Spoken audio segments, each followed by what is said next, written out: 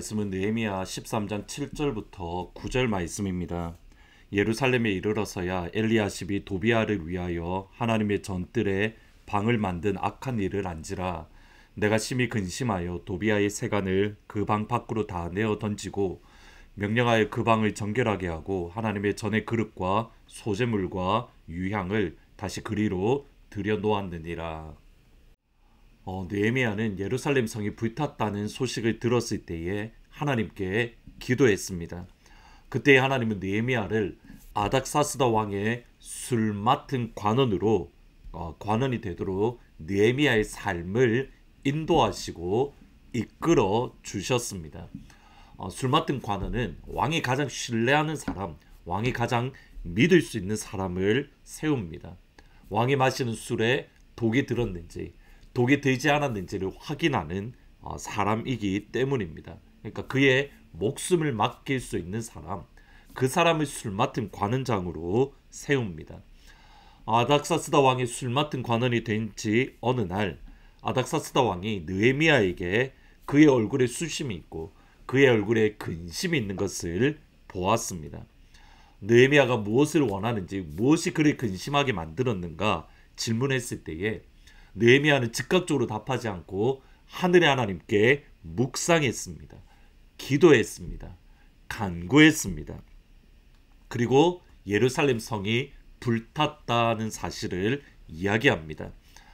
그리고 간구하는 것이 자신이 그곳에 가서, 그러니까 예루살렘에 가서 성을 건설하고 싶습니다. 성벽을 다시 세우고 싶습니다. 라고 요청을 합니다. 근데 이것이 위험한 이유는 아닥사스다 왕에게 이것은 반역으로 느껴질 수 있는, 주위의 다른 사람들이 한마디 반역이다 라고만 하더라도 느헤미야는 그 자리에서 반역죄로 처벌받을 수 있는 위험한 상황입니다. 하나님의 은혜 안에서 아닥사스다 왕은 반역으로 생각하지 않고 느헤미야가 성벽을 쌓을 수 있도록 허락해 줍니다. 예루살렘으로 돌아온 느헤미야는 52일 만에 예루살렘 성벽을 다시 세우고 그리고 봉헌식을 가졌습니다. 근데 그 말씀, 저희들이 어제까지 살펴보았던 말씀을 가만히 보시면 느헤미야는 자신이 세웠던 성벽 자체가 예루살렘을 보호하고 예루살렘을 지켜준다, 그렇게 생각하지 않았습니다. 느헤미야의 핵심은 여기에 있습니다. 예루살렘 성 주위에 레위인들이 마치 보호하듯이 마을을 지어서 살아갔습니다. 그들은 레위인들, 특별히 찬양하는 사람들입니다. 곧 찬양하는 사람들이 예루살렘 성을 둘러서 보호하듯이 둘러싸고 그들의 삶 속에서 날마다 찬양으로 하나님께 영광을 돌렸습니다. 곧 찬양이 예루살렘 성을 보호하는 진짜 보호막이라고 그는 생각을 했던 겁니다. 하나님의 성전인 우리, 하나님의 성령이 너희 안에 있지 않느냐라고 말씀하신 우리의 삶을 무엇으로 보호할 수 있는가? 찬양입니다.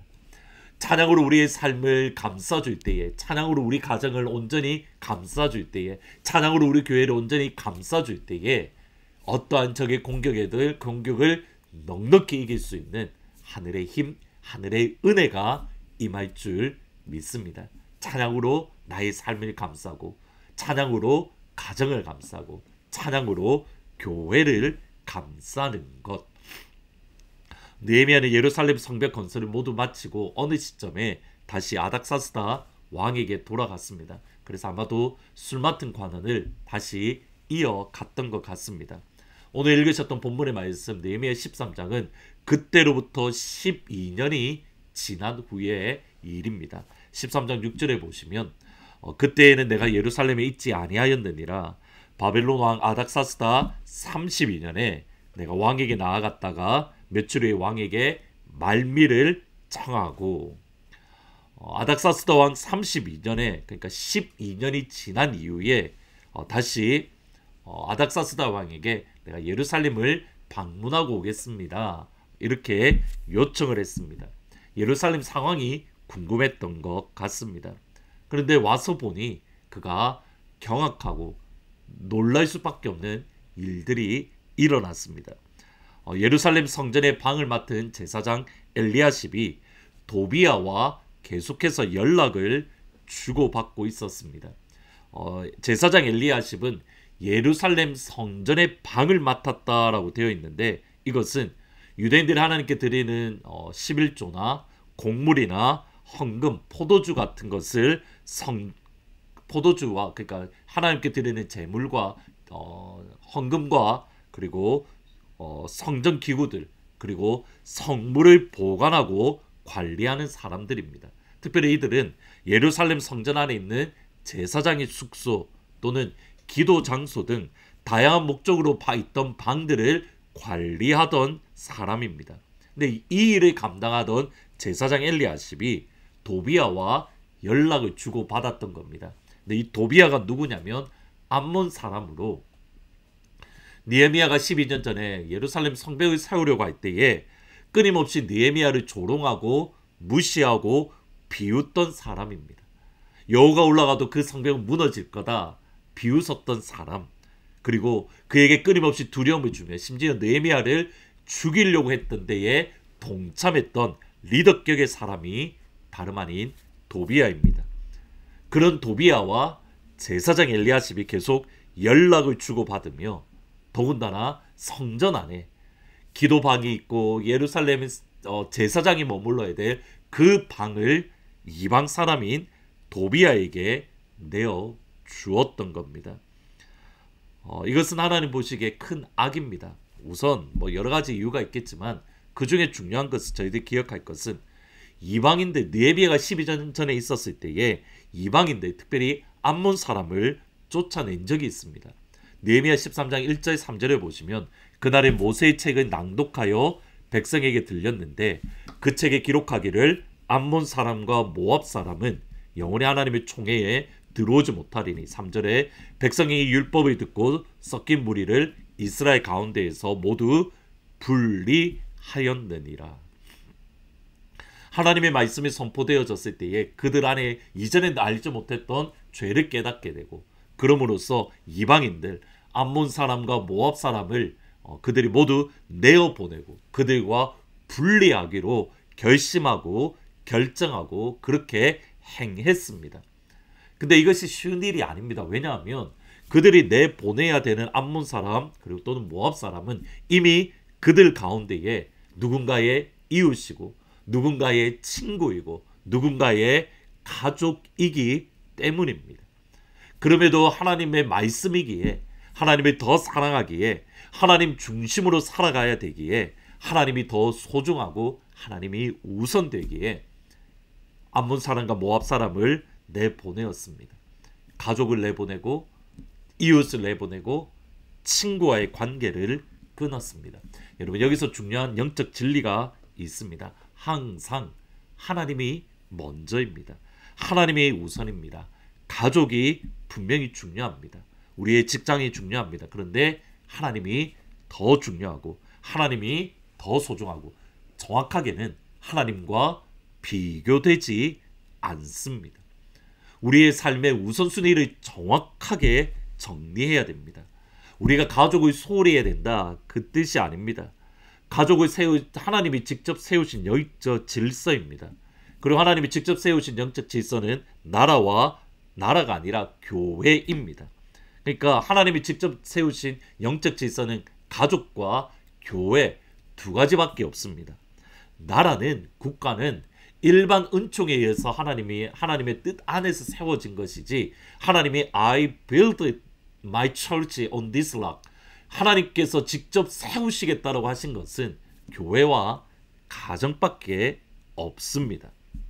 여러분, 이 점을 기억해야 됩니다. 하나님이 직접 세우셨기에 가족이 중요합니다. 하나님이 직접 세웠기에 교회가 중요합니다. 그러나 더 중요한 것, 하나님이 중요하고 예수님이 중요하고 성령님이 중요합니다. 일반 백성들이 그 어려움이 있었지만 그들은 그럼에도 가족과 친구와 이웃을 끊었습니다. 그런데 모범을 보여야 될 제사장 엘리야십은 모압 사람 도비야와 계속해서 교제를 나누고 심지어 그를 위해서 방을 만들고 제사장과 레위인만 살 수 있는 곳에 이방인들이 들어왔던 겁니다. 이를 볼 때 느헤미야가 분노하고 그것을 단호하게 끊어버립니다. 7절부터 9절에 보시면 예루살렘에 이르러서야 엘리야십이 도비야를 위하여 하나님의 전뜰에 방을 만든 악한 일을 안지라 내가 심히 근심하여 도비야의 세간을 그 방 밖으로 내어 던지고 명령하여 그 방을 정결하게 하고 하나님의 전의 그릇과 소재물과 유향을 다시 그리로 들여 놓았느니라. 아멘. 우리 안에 우리도 알지 못하는 우상들을 제거해야 됩니다. 그리고 죄의 연결고리를 끊어야 됩니다. 그냥 내버려 두면 안 됩니다. 관계가 있기에, 친하기에, 가깝기에 아닙니다. 죄의 고리는 단호하게 끊어내야 됩니다. 그리고 두 번째로 중요한 것은 이겁니다. 비워졌을 때에 그 가운데에 하나님의 영으로 다시 채워야 됩니다. 느헤미야가 했던 것을 보셔야 됩니다. 도비야 방을 다 버리고 다시 그 방을 깨끗하게 한 이후에 하나님의 전의 그릇과 소재물과 유향을 그리로 들여놓았다. 하나님의 영으로 충만하게 채워져야 되는 겁니다. 말씀으로 채워져야 되고 기도로 채워져야 되고 은혜와 진리로 채워져야 됩니다. 그래야 다른 것이 들어오지 않습니다. 오늘 이 시간 우리가 다시 한번 점검할 때에 우리 하나님의 성전인 우리 안에 무엇이 있는가, 있으면 안 되는 것, 그것이 있진 않은가, 또 우리 가정도 우리 교회를 다시 한번 점검해보고 그것을 단호하게 끊어버리고 죄의 연결고리는 끊어버리고 하나님이 원하지 않는 것은 끊어버리고 하나님의 것으로 은혜와 진리로 충만하게 채우는 우리 하늘문 모든 가족들이 될 수 있기를 우리 주님의 이름으로 축원하고 축복합니다. 기도하시겠습니다. 하나님, 우리의 눈을 열어서 보게 하여 주십시오. 우리가 정에 이끌려서 단호하게 끊지 못하는 것들이 혹시 있습니까?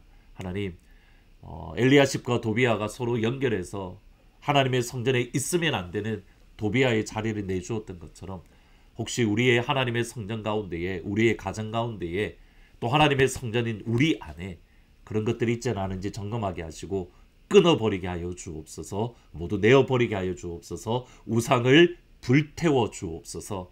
그리고 깨끗해지고 정결해진 우리의 마음 가운데에, 우리의 영혼과 우리의 가정 가운데에 은혜와 진리로 채워주시고 하나님의 말씀으로 채워주시고 하나님을 향한 찬양으로 충만하게 채워 주옵소서.